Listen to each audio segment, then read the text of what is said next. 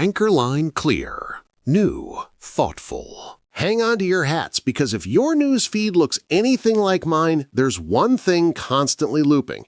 An IRS check for $1,390, maybe even $2,000, that's supposed to hit your account this month. The new sheriff at Walmart, John Furner, officially takes the reins of the retail giant, succeeding Doug McMillon. It's the story of the model employee who becomes CEO. It's the American dream, but is it a good strategy for the future? Dante, the found magician. The Oregon Ducks QB delivered a spectacular aerial performance against Minnesota, like a phoenix rising from the ashes after a tough start to the season. We're analyzing that incredible comeback. LakersVsPelicans. The Lakers dominated New Orleans, a clean 118-104 victory led by the veterans, which begs the question, is this the start of the long-awaited dominance or just a good night? That's a stacked menu. On one side, we have survival economics and corporate leadership. On the other, we have the pressure of sports performance. We're going to break all of it down. So, to set the record straight, the event isn't a physical check arriving. It's a massive wave of viral rumors promising new stimulus payments, direct deposit relief, or even tariff dividends supposedly coming straight from the IRS.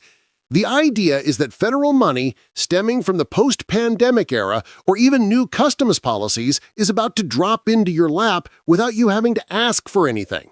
That's the beauty of the chaos on the internet, isn't it? They mix the end of COVID-era programs, political proposals from a candidate like Donald Trump's famous $2,000 tariff-funded plan, and shake it all up until it becomes a monetary urban myth.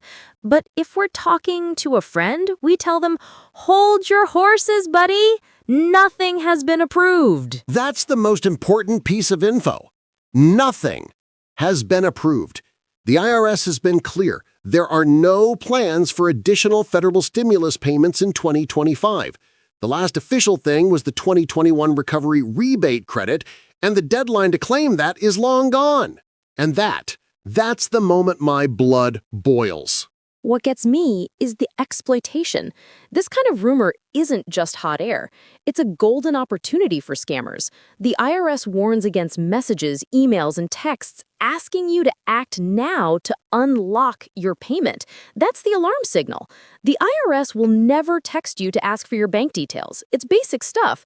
But the people who need that money, who are already struggling, they fall for it. Totally. It's the fault line between hope and reality. And look, even Trump's proposed tariff dividend, that potential $2,000 check, it's a proposal. It's not law. It hasn't been voted on. The funding is highly questionable by economists who say the tariff revenue is nowhere near enough to cover that cost. We are in political speculation, not financial reality. Exactly. We're talking about numbers pulled out of thin air. The only things showing up as direct deposits might be remnants of old tax credits if you filed them correctly, or, for Alaskan residents, the famous state permanent fund dividend. But that has nothing to do with the federal IRS. We need to sort the facts from the fiction, and it's our job to tell you. Stop sharing those posts, check irs.gov, and if you're asked to pay a fee to receive a check, it's a scam. Full stop. It's important. It's not a game. We're talking about the giant. We're talking about Walmart, the behemoth that dictates consumption. Their CEO, Doug McMillon, he's a modern legend. But the news that rocked the market yesterday is the transfer of power. The new boss is an insider, a lifer, a guy who started unloading trucks, John Furner. The burning question is, can a guy with Arkansas dirt on his boots navigate this $500 billion ship? The story is great. It's very made in America, the guy who starts from the bottom. But let's not forget one thing. McMillon is leaving the ship while it's in top form. The stock has surged. Furner inherits a high-performing monster. The real challenge isn't to innovate, it's to not break everything by trying to change too much. Very simple. Doug McMillon, the CEO, who led Walmart for over a decade and transformed it into a digital powerhouse, is stepping down. His successor is John Furner. What's fascinating is that Furner isn't an outsider brought in from Silicon Valley. He's a pure Walmart product. He started as an hourly associate in Bentonville. He's managed U.S. operations, the core business, since 2019. It's an internal succession, very clean, but above all, it's a signal. We're staying true to the DNA, even if we have to think digitally. Yes, and that, I think, is the friction point. Internally, he's the hometown guy. He saw Walmart help his family when he was a kid. A very personal story of corporate support that cements his loyalty. He knows the culture. He loves the employees. But when you're the boss of the American supply chain, you're in logistics, in execution. Now he has to be the visionary, the global strategist who speaks to Wall Street. That's a whole different ballgame. We're talking about moving from the operational to the big, big vision. And that's where you hit the nerve. Furner, they say he's good with digital. He successfully ran Sam's Club. He has a curiosity, an openness to change that McMillan praises. But does he have the necessary craziness to face the intensifying e-commerce war? You're not going to believe this, but Walmart under McMillan saw its stock jump over 300%. It takes serious charisma to not only maintain that, but to accelerate it. This is my skepticism talking. The insider approach is reassuring for stability, but it sometimes lacks that electric shock that only a fresh perspective can bring. Look at his profile. He is centered on culture, on the associate. It's noble, it's authentic. But Walmart has to navigate between being the consumer savior against deflation by staying low price and at the same time becoming a technology giant. That's corporate schizophrenia.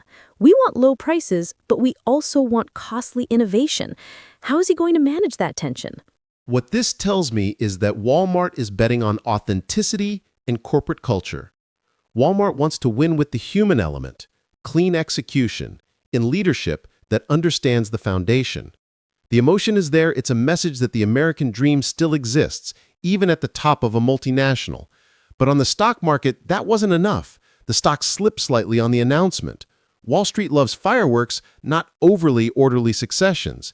And Furner is a very orderly succession. We kick off with college football because the story of Dante Moore is incredible. This kid arrived at Oregon with monstrous hype, and then, let's just say the start of the season was a walk through the desert. The critics were pouring down. There were doubts about his starter role. And then, against Minnesota, he delivers a performance worthy of a future pro. An aerial performance where he seems to have found the magic touch again. He stopped overanalyzing. He just played, and the team followed suit.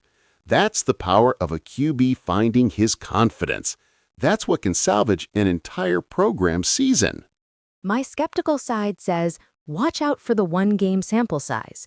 Yes, it was a magnificent game, but we're talking about a QB who needed to find his footing again. What's important is what it says about the coaching and the kid's resilience. He didn't quit. That's the mark of a leader, even when he's young. But now he has to repeat the performance because the schedule isn't getting any easier.